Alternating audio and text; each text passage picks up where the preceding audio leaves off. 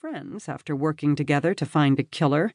The former soldier was younger and in better shape, but with her encouragement, I was getting back to fighting form.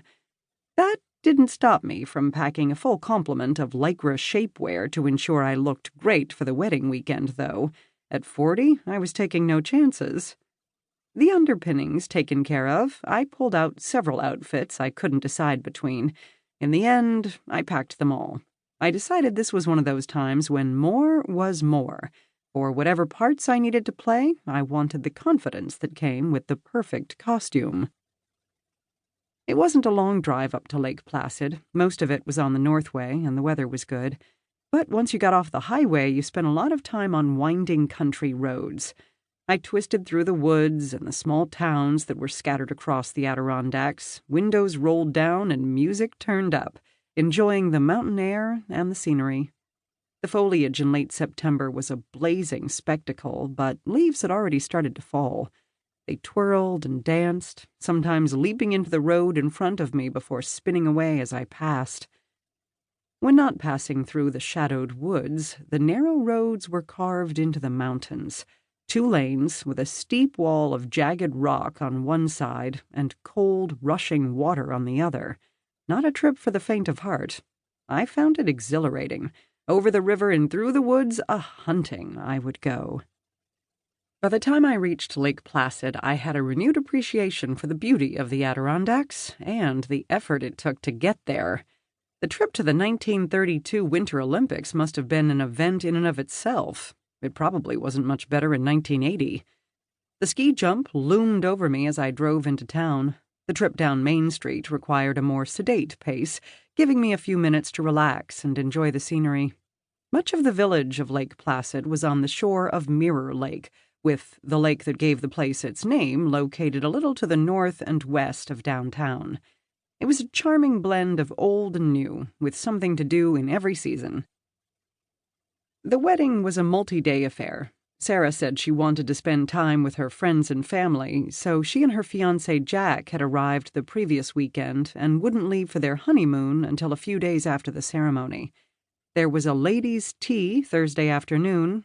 "Lets me do my FaceTime with the elderly aunties and my mother's friends," Sarah had told me, and I'd volunteered to attend and provide moral support. The rehearsal on Friday night would be followed by a small party with a band, buffet, and open bar, all on the Whitaker waterfront. The actual ceremony would be midday on Saturday, followed by lunch at a local venue. There would be a breakfast on Sunday for those guests still in town who wanted to carb up before heading home or off to other vacation pursuits. Various activities had been arranged between wedding events. The whole thing reminded me of something out of a Regency romance. I was sure Sarah's mother would have had croquet as well if their lawn didn't slope down to the lake at such an angle. And, knowing the Whitakers, the food would be excellent and the alcohol free-flowing. My plan was to drink a lot of water between parties and tell my liver to brace for impact. I'd been invited to spend the weekend at the Whitaker cottage. The term was an emphatic understatement, even by the standards of the wealthy. Situated on a waterfront lot on Mirror Lake, the cottage consisted of a main house, a guest house, and a boathouse. All were original, dating back a century or more. Back then, the place was less crowded. Extended families spent the summer or ski season in large houses, and waterfront property was expensive, but not obscenely so. Sarah's family had always been comfortable enough to hang on to the place. Each building had since been renovated to include all the modern conveniences, but still retained the look and feel of an earlier era. Even the boathouse had a sizable apartment on the 2nd floor. The whole place was tied together by gravel paths and a rambling garden. The only thing it lacked was parking. But Desmond Whitaker had remedied that by buying a run-down house on a small lot across the street, tearing it down, and building a garage. The rich are different from you and me. They are so rarely inconvenienced. I figured I'd be stashed on the 3rd floor in what used to be the servants' quarters. The few spare rooms on the 2nd floor would be reserved for older relatives who might have trouble with all the stairs.